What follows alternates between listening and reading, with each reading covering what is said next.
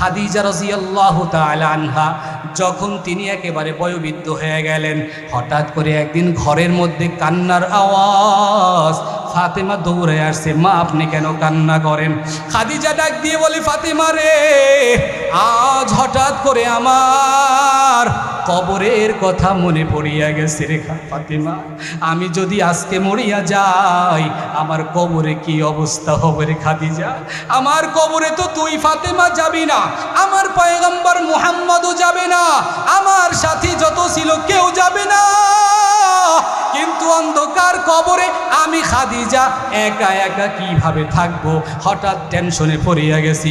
ফাতেমা এমন সময় কয়, মা আপনি কান্না করিয়েন না, আপনি না এমন খাদিজা যেই খাদিজা নবীর জন্য অপেক্ষা করতেন, যেই খাদিজা আপনি না মুহাম্মদুর রাসূলুল্লাহকে গোসল করাইয়া দিতেন, আপনি না এমন এক খাদিজা যেই খাদিজা মুহাম্মদুর রাসূলুল্লাহকে তার মা বাবার আদর দিয়েছেন, আপনি না এমন খাদিজা যেই খাদিজা লক্ষ কোটি কোটি টাকা সব আপনি আল্লাহর রাস্তায় দিয়া দিয়েছেন, আপনি না এমন খাদিজা যেই খাদিজা ইসলাম সর্বপ্রথম গ্রহণ করেছেন, আপনি কেন এত ভয় করেন? খাদিজা সান্ত্বনা পায় না, না না আমার কবরের বড় ভয় লাগে। এ ফাতেমা, তোমার আব্বার সামনে আমি সব সময় কথা বলতে পারি না, অনেক সময় ভয় লাগে, নবী কোন হালাতে আছে আমি তো জানি না। আজকে নবী আসলে তুমি আমার পক্ষ থেকে কয়েকটা কথা বলবা, তুমি নবীকে বলবা আমার মা বলেছে, আব্বা জান আমার মা কান্না করেছে আর বলেছে কবরে বড় ভয়, আম্মা জান একা একা কবরে থাকতে পারবে না, কবরের সওয়াল জবাব দিতে পারবে না, এই জন্য আম্মা জান বলেছে আপনার একটা জুব্বা মোবারক হাদিয়া দেওয়ার জন্য, দুনিয়ার কোনো পোশাক দিয়া যেন তার কাফন না হয়। আব্বা গো, আপনার একটা জুব্বা আমার মায়ে চাইছে। ও ফাতেমা, এটা বলতে পারবানি? একটা কথা, এরপরে আরেকটা কথা বলবা, আমার জানাজা যেন কোনো সাহাবী না দেয়, আমার জানাজা যেন তোমার আব্বা যেখানেই থাকে তিনি যেন দেয়, এই 2 নম্বর কথা। 3 নম্বর কথা, আমার লাশটা যেন তোমার আব্বা নিজ হাতে গোসল দেয়। 4 নম্বর কথা, আমার জানাজা যেন তোমার আব্বা পড়ায়। 5 নম্বর কথা, আমার লাশটা যেন তোমার আব্বা নিজ হাতে কবরের মধ্যে নামায়। আমি খাদিজা বড় ভয় পাই, আমার বড় ভয় হইতে আছে। 6 নম্বর কথা, তোমার আব্বা ততক্ষণ পর্যন্ত কবরের কাছ থেকে যেন না যায় যতক্ষণ পর্যন্ত কবরের সওয়াল জবাব না হবে। আল্লাহু আকবার। আমি খাদিজার বড় ভয়, অন্ধকার কবরে আমি খাদিজা একা একা, ওই মুনকার নাকিরের প্রশ্নের জবাব আমি খাদিজা কিভাবে দিব, এটা আমার বড় ভয়। তোমার বাবারে আমার কাছ থেকে যাইতে না করবা। এই কথাগুলা নবীজি আসার সাথে সাথে ফাতেমা দৌড় দিয়ে যায় নবীজিকে জড়ায় ধরে বলে, আব্বা মায় তো কান্না করতে আছে, এই কথাগুলা বলছে। আমার নবী শুনিয়া একটা চিৎকার মেরে ঘরের ভিতরে দৌড় দিয়েছে, 2 হাত এইভাবে করে বলে, ও খাদিজা আয় আয়, আমি নবীর বুকে আয়। খাদিজা, আমি তো তোমাকে এতটা ভালোবাসি, আমি নবী তোমার জন্য সব করতে রাজি আছি। আল্লাহু আকবার। আমার নবী বলে, খাদিজা তোমার কোনো টেনশন নাই, যা বলছো আমি সব করে দিব। লম্বা ঘটনা, আমার আম্মাজান খাদিজা দুনিয়ার থেকে বিদায় হয়ে গেল। বিদায় হওয়ার পর নবীজি গোসল দিলেন, নবীর একটা জুব্বা মোবারক পরাইয়া দিলেন। এখানে ছোট করে বলে যাই, নবীর জুব্বাটা তিনি কেন চাইছেন? বলে, নবীর গায়ের সাথে যতগুলো পোশাক লেগেছে, একটা পোশাকও জাহান্নামের আগুনে জ্বালানোর ক্ষমতা নাই। আল্লাহ রসুলের একজন খাদেম, 10 বছরের খাদেম, আনাস ইবনে মালিক রাদিয়াল্লাহু তাআলা আনহু। এই আনাস ইবনে মালিক বলতেছে, ও দুনিয়ার মানুষ শুনে নাও, আমার নবী খানা খাওয়ার পরে যেই কাপড়টা দিয়ে হাত মুছতেন, মুখ মুছতেন, কয়েকদিন পর যখন একটু ময়লা হয়ে যাইত, দুনিয়ার নিয়ম সাবান বা কিছু দিয়ে পানি দিয়ে ধোয়া দেওয়া হয়, কিন্তু আমি আনাস নবীর ওই কাপড়টাকে পানি দিয়ে ধুইতাম না। যখন একটু ময়লা ময়লা ভাব দেখা যাইতো, আমি ওই কাপড়টাকে আগুনের চুলার ভিতরে, জ্বলন্ত আগুনের ভিতরে ওইটাকে দিয়ে দিতাম। দেওয়ার পর আমি তাকায়া দেখতাম জ্বলন্ত আগুন ওই কাপড়টাকে পুরায় নাই পরিষ্কার করে আমার কাছে পাঠাইয়া দিয়েছি। আল্লাহু আকবার। আরে নবীর উম্মতের দল, এই জন্য আম্মাজান খাদিজা বলেছিলেন আপনার একটা জুব্বা দিবেন গো নবী, তাহলে আমার মন বলে জাহান্নামের আগুন আমার গায়ে লাগতে পারবে না। নবী জুব্বা পরাইয়া দিলেন। এরপরে নবীজি জানাজা পড়াইলেন। এরপরে নবীজি জানাজা পড়াইয়া নবীজি আম্মাজানের লাশটা নিয়ে যাইতাছে ওই গোরস্থানের দিকে। ওই জায়গায় নিয়ে যাওয়ার পর দাফনের জন্য নবী কবরে আগে নামছেন। নবীর নিজ হাতে আম্মাজানের লাশ কবরে রাখলেন। এবার মাটি দেওয়া শেষ, সাহাবায়ে কেরাম একে একে সবাই চলে যাইতেছে। আমার নবী কবরের পাশে বৈশা বৈশা হাউমাউ করে চিল্লায় চিল্লায় কান্না করতে আছে। এক সাহাবী ডাক দিয়ে বলে, পয়গম্বর আপনি কেন এখানে কান্না করতেছেন? নবী ডাক দিয়ে বলে, ওরে সাহাবায়ে কেরাম তোরা তো জানো না আমি জীবনে আমার এমন একটা বিবি হারাইলাম, যেই বিবি আমার মা বাবার আদর যত্ন আমাকে দিয়েছে, যেই বিবি আমারে গোসল করাইয়া দিত, আমার মনের কষ্ট দূর করে দিত, সারা দিন দিনের খেদমত করে কষ্ট পাইলে আমাকে সান্ত্বনা দিত। বলতো নবী আপনি টেনশন করিয়েন না, আমি খাদিজা আছি। এই খাদিজা আমাকে দৈনিক 2 বেলা খাবার দিয়ে আসছে হেরা পর্বতে। এই খাদিজা আমার সাথে শিয়াবে আবু তালিবের মধ্যে 3টা বছর বেঈমানের বাচ্চারা আমাকে আটকায় রাখছে। আবু তালিব, শিয়াবে আবু তালিব একটা জেলখানা, ওই জায়গায় আটকায় রাখছে। কারোর সাথে কথা বলতে দেয় নাই, আমাকে ওযুর পানিটা পর্যন্ত দেয় নাই, আমাকে খাবার দেয় নাই। আমি নবী আমার সাহাবায়ে কেরাম গাছের পাতা চাবায় চাবায় খাইছি। আমাদের পায়খানাগুলো বকরির লাদার মতো হয়ে গেছে, পানি নাই, খাবার নাই। এরকম কষ্ট যখন দেওয়া শুরু করে দিয়েছে, খাদিজা বলতেছে আমার পয়গম্বর যেখানে থাকবে আমি ওইভাবেই থাকবো। আল্লাহু আকবার বলেন। কিন্তু কাফেরদের পক্ষ থেকে শুধু নবীকে কষ্ট দেওয়া উদ্দেশ্য ছিল, আম্মাজানকে নয়। কিন্তু আম্মাজান বাড়িতে থাকে নাই, নবীর প্রেমে পাগল হয়ে বলছে আমার নবী যদি কষ্ট করে আমি খাদিজাও কষ্ট করব। 3টা বছর শিয়াবে আবু তালিবের মধ্যে আমার নবীর সাথে রাত দিন কাটাইয়া দিয়েছে। ওই খাদিজার জন্য কান্না করতেছিলেন সাহাবায়ে কেরাম। সাহাবায়ে কেরাম বলে নবী আপনার খাদিজা জান্নাতি হবে, এতে কোনো সন্দেহ নাই। আমাদের মন বলে, নবী বলে আমার মনও তো বলে, কিন্তু খাদিজা আমাকে বলেছে তার কবরের সওয়াল জবাব না হওয়া পর্যন্ত আমি যেন এখান থেকে না যাই। আমি এই জন্য বসে আছি। মানুষ তো 40 থেকে 45 কদম দূরে যাওয়ার পরেই কবরে 2 জন ফেরেশতা চলে আসবে। এরপর 3টা প্রশ্ন করবে, মান রব্বুকা ওয়ামান দীনুকা ওয়ামান হাদার রাজুল আল্লাযী বুইসা ফীকুম। 3 প্রশ্ন করা হবে, তোমার রবকে, রবের পরিচয় দাও, ধর্মের পরিচয় দাও। এই যে ব্যক্তিকে পাঠানো হইল অর্থাৎ নবীজি, তাকে কি চিনো নাকি বলো। 3 প্রশ্ন যদি পারে তো ভালো, না পারলে অবস্থা খারাপ। আমি এখানে দাঁড়িয়ে থাকবো ততক্ষণ, আমার খাদিজার প্রশ্নের জবাব হবে না ততক্ষণ। এবার নবীজি বসে বসে কান্না করে। এমন সময় আমার আল্লাহ জিবরাইলকে ডাক দিয়ে বলে, ও জিবরাইল যাও যাও, আমার নবীকে আমি আর কষ্ট দিতে চাই না, আমার নবীকে ওহির মাধ্যমে জানায় দাও খাদিজার প্রশ্নের জবাব আমার নবীর কষ্ট করে বসে থেকে আর দেওয়া লাগবে না। আমার খাদিজাকে আমিও ভালোবাসি, ওই খাদিজার প্রশ্নের জবাব আমি আল্লাহ নিজে দিয়া দিয়েছি। এরে নবীর উম্মতের দল, কেন খাদিজার ঘটনা বললাম? এই খাদিজার মতো একজন মানুষ, তার যদি কবরের চিন্তা হয়, তার যদি কবরের কথা মনে হয়া অন্তরটা ফেটে যায়।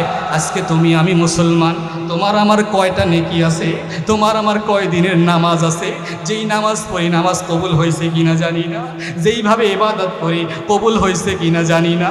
এই জন্য বলবো রে ভাই, আজকে থেকে চিন্তা করো, তুমিও আমি আজকে যদি মারা যাই, আজকে রাতে মারা যাই, কালকে এলাকার মানুষ সব হাজির হয়ে যাবে। কেউ যাবে বাঁশ কাটার জন্য, কেউ যাবে বাজারে কাফন আনার জন্য, সব রেডি করে তোমাকে অন্ধকার কবরে শোয়া দিবে। ওই অন্ধকার কবর, আমার পয়গম্বর বলেন আল কবরু রাউযাতুম মির রিয়াজিল জান্নাহ আও হুফরাতুম মিন হুফারিন নার। এই কবরটা কারো কারো জন্য জান্নাতের টুকরা, আবার কারো কারো জন্য জাহান্নামের গর্ত হয়ে যাবে। 2 পাশের মাটি বেঈমান নাফরমানের জন্য কিতাবের বর্ণনা এসেছে, 2 পাশের মাটি এমন জোরে চাপ দিবে রে ভাই, এক পাজরের হাড়গুলো আরেক পাজরের মধ্যে ঢুকে যাবে। বেঈমান নাফরমানের 99টা সাপ কবরে চলে আসবে। আল্লাহর নবী বলে ওই বেঈমান নাফরমানকে আগুনের পোশাক পরায় দেওয়া হবে। ও আলবিসুহু মিনান নার ও আফরিসুহু মিনান নার, বিছানা হবে আগুনের, পোশাক হবে আগুনের। আফতাহু লাহু বাবান ইলান নার, জাহান্নামের ওখান থেকে একটা দরজা আগুনের খুলে দেওয়া হবে। এরে মুসলমান, সহ্য করার ক্ষমতা তোমারও নাই, আমারও নাই। অতএব 2টা মিনিট খেয়াল করে শুনুরে যুবক, আজ তুই দুনিয়ার মোহে পড়ে, যৌবনের তাড়নায় পড়ে গান শুনো, শীতের দিন ল্যাপ কম্বল মোড়া দিয়া, এরপরে হেডফোন লাগাইয়া গান শোনো। পৃথিবীর কেউ দেখে না, মা বাবা দেখে না, কিন্তু আমার আল্লাহ সব দেখে। আলাম ইয়ালাম বিআন্নাল্লাহা ইয়ারা, আল্লাহ বলে নবী তারা কি জানে না আমি আল্লাহ সব দেখি। ওয়া ইন তুবদু মা ফি আনফুসিকুম আও তুখফুহু ইউহাসিবুকুম বিহিল্লাহ, অন্তরের মাঝে যা লুকায় রাখো এগুলো আমার আল্লাহ দেখে। আরে নবীর উম্মতের দল, তোমার আমার গুনাহ এমন এমন গুনাহ, যেই গুনার খবর পৃথিবীর কেউ জানে না, ওই গুনাহ নিয়ে তুমি কবরে চলিয়া গেলা। যুবক ভাই, আজকের বয়ান থেকে তোমাকে আমি ছোট্ট একটা উপদেশ দিব, আর কিছু করো আর না করো বাবা, গুনাহ করিও না, গুনাহ করিও না, গুনাহ ছাড়িয়া দাও। আজকে তওবা করো, কালকে মরিয়া গেলে তোমার বন্ধু আইসা তোমাকে দাফন করে দিবে। তোমার বন্ধু তোমার ওই মোবাইল থেকে নাম্বারটা কাইটা ফালাইবে। ওই তো আমাদের সাকিব, ওই তো রায়হান, ওই তো সোহাগ, ওই তো মাইদুল, ওই তো নাজমুল, এ তো দুনিয়ার থেকে চলে গেছে, ওর নাম্বার রাইখা আর কি লাভ হবে? তোমার বন্ধু তোমাকে ভুলিয়া যাইবে, নাম্বারটা পর্যন্ত রাখবে না। আরে ভাই, তাকে দেখো 5 বছর আগে যেই যুবকটা দুনিয়ার থেকে বিদায় হয়ে গেল, কবরস্থানের দিকে যায় তাকাও, সমান হয়ে গেছে, ঠিক কিনা জোরে বলো? যায় দেখো কবরের কোনো চিহ্ন নাই। কত আল্লাহর বান্দারা 10 বছর আগে চলিয়া গেছে, কেউ আসতে পারে নাই। এরে আল্লাহর গোলাম, ওই হাসরের ময়দান, এরপরে কবরের পরেই তো হাসরের ময়দান শুরু হয়ে যাবে। হাসরের ময়দান বান্দা উঠবে, যারা বেঈমান নাফরমান তাদের জন্য বড় ভয়াবহ জায়গা। 50 আলফা সানা, আল্লাহর নবী বলে কোরআনের ভাষা 50,000 বছর রে ভাই।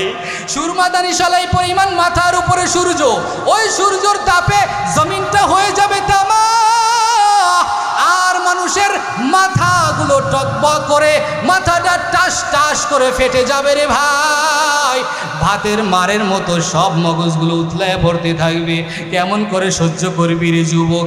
ওইদিকে জাহান্নামের আওয়াজ, হাল মিন মাজিদ, জাহান্নাম চিল্লায় চিল্লায় বলবে আল্লাহ গুনাহগারগুলোকে আরো বাকি আসেনি, আমার পেটের ভিতরে দাও, আমার পেটে বড় ক্ষুধা। জাহান্নামের গোড়ায় আল্লাহ তাআলা 70,000 শিকল দিয়া, এক একটা শিকলের গোড়ায় 70,000 ফেরেশতা দিয়া জাহান্নামকে আটকে রাখতে বলবে। ও জাহান্নামকে বাইন্দা রাখ, আমি এদিকে হিসাব শেষ করে নেই। জাহান্নাম ছুটে আবার দৌড়ে আসতে চাইবে।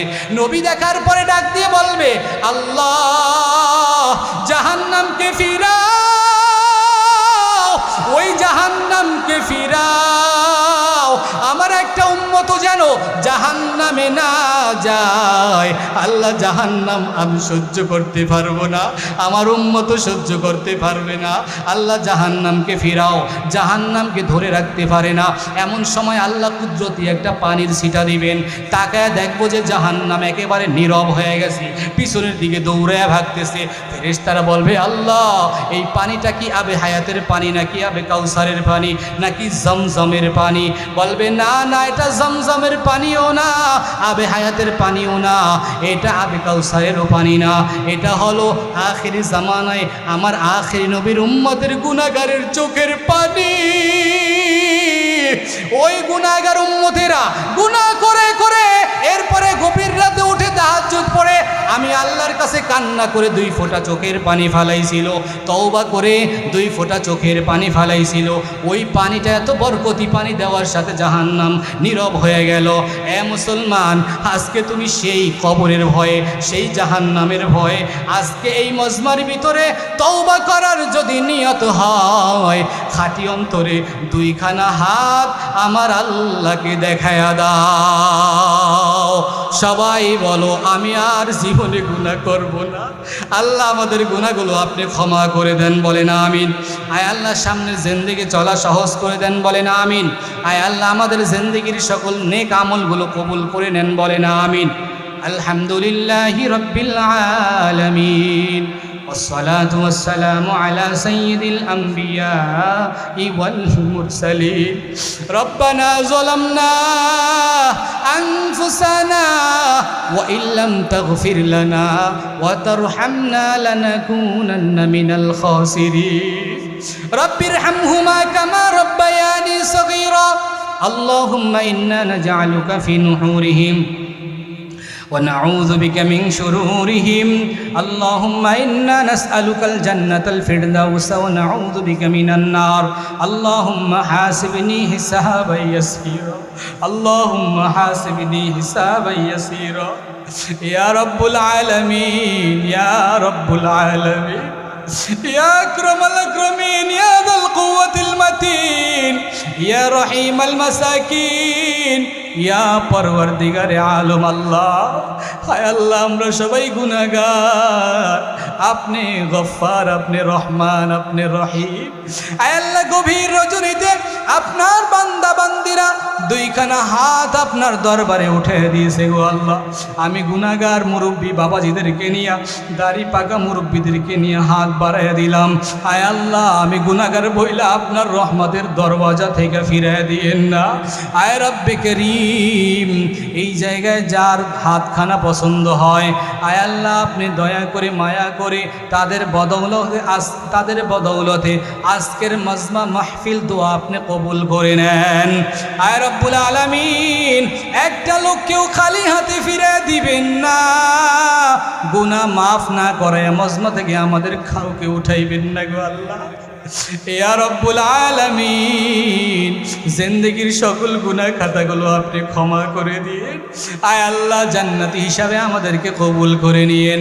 পর্দার আড়ালে মা বোনরা আছে, মা বোনদেরকে ক্ষমা করে দিন। স্বামীর খিদমত করার তৌফিক দান করে দিন, পর্দায় থাকার তৌফিক দান করে দিন, শিরক বিদআত মুক্ত ইবাদত করার তৌফিক সবাইকে দান করে দিন। এই মুহূর্তে মাহফিল যারা এত কষ্ট করে আয়োজন করেছে এলাকার সবাইকে আপনি কবুল আর মঞ্জুর করে নেন। আয় আল্লাহ এলাকার সমস্ত কবরকে নাজাতের জরিয়া বানিয়ে দেন। আয় রব্বে করিম, এই মাহফিলে যত টাকা পয়সা খরচ হয়েছে আমার ভাইরা সবাই দান করেছে, আরো দান করবে। আল্লাহ সবার মন মানসিকতা তৈরি করে দিন, যা দরকার যখন যা চাই আপনার বান্দারা যেন মাহফিলের জন্য দিয়ে যায়, আপনি ব্যবস্থা করে দিন গো আল্লাহ। আয় আল্লাহ আমার ভাইদেরকে হজ না করায়া মরণ দিন না। আয় আল্লাহ আমার ভাইদের সন্তানগুলো কবুল করে নিয়েন। আয় আল্লাহ আমার ভাইদেরকে জান্নাতের তালিকায় নাম উঠাইয়া দিন। যারা কৃষি ভাই আছে কৃষি কাজে বরকত দান করে দিন, ব্যবসায়ী ভাইয়েরা আছে ব্যবসায় কাজে বরকত দান করে দিন, দোকানপাট চুরি থেকে হেফাজত করে নিয়েন, অ্যাক্সিডেন্ট থেকে হেফাজত করে নিয়েন, আগুন লাগা থেকে হেফাজত করে নিয়েন। অত্র এলাকার যত বাড়ি আছে সমস্ত বাড়ির ভিতরে খাস রহমত বরকত শান্তি দান করে দিন। আমার সামনে যত মুরব্বী বাবাজিরা আছে যুবক ভাইয়েরা আছে সবাইকে কবুল করে নেন। ওলামা হজরতরা হাত উঠাইছে মাওলা, খালি হাতে ফিরাইয়া দিও না গো আল্লাহ। আয় আল্লাহ যুবক ভাইদেরকে কবুল করে নেন, যুবকদেরকে দিনের দায়ী বানায় দেন। আয় আল্লাহ যুবকদেরকে এক একটা হজরত আলীর মতো কবুল করেন। আয় আল্লাহ যুবকদেরকে জুবায়ের তলহার মতো কবুল করেন, যুবকদেরকে গুনাহ মুক্ত জীবন দান করে দিন। আয় আল্লাহ ওলামা হজরতদেরকে নেক হায়াতে তৈয়্যিবা দান করে দিন। আয় আল্লাহ হাবিবুল্লাহ মাহমুদ কাসমি সাহেব অসুস্থ, অ্যাক্সিডেন্ট হয়েছে, আপনি সুস্থতার নেয়ামত দান করে দিয়ে। আয় আল্লাহ পরিবার সহ আয় আল্লাহ বগুড়াতে অ্যাক্সিডেন্ট করেছে, মেহেরবানি সুস্থতার নেয়ামত দান করে দিন। আয় আল্লাহ আমাদের গুনবী সাহেব মাহমুদুল হাসান গুনবী সাহেবও আয় আল্লাহ অ্যাক্সিডেন্ট করেছে, গুরুতর আহত অবস্থায় আছে, সুস্থতার নেয়ামত দান করে দিন। আয় আল্লাহ দুনিয়ার থেকে একজন প্রখ্যাত আলেম এই যে কয়েকদিন আগে বিদায় নিয়ে চলে গেল, আয় আল্লাহ তার কবরকে জান্নাতের বাগান বানায়া দিয়েন। একে একে মুরব্বীদেরকে হারাইতেছি, সব মুরব্বী যারা আছে নেক হায়াতে তৈয়্যিবা দান করে দিয়েন। আয় রব্বে করিম আমাদের মনের ভিতরে যার যে দোয়া চাওয়ার আছে সব দোয়াগুলো আপনি দান করে দিন। আয় আল্লাহ যেগুলো মনে আসে না এগুলো দান করে দিন। যে আলোচনাগুলো করলাম আয় আল্লাহ নির্ভেজাল হক আলোচনার প্রতি আমি অধমকে এরপর আমার সমস্ত মুসল্লি ভাইদেরকে আমল করার তৌফিক দান করে দিন। রব্বানা তাকাব্বাল মিন্না إنك أنت السميع العليم وتب علينا إنك أنت التواب الرحيم سبحان ربك رب العزة عما يصفون وسلام على المرسلين والحمد لله رب العالمين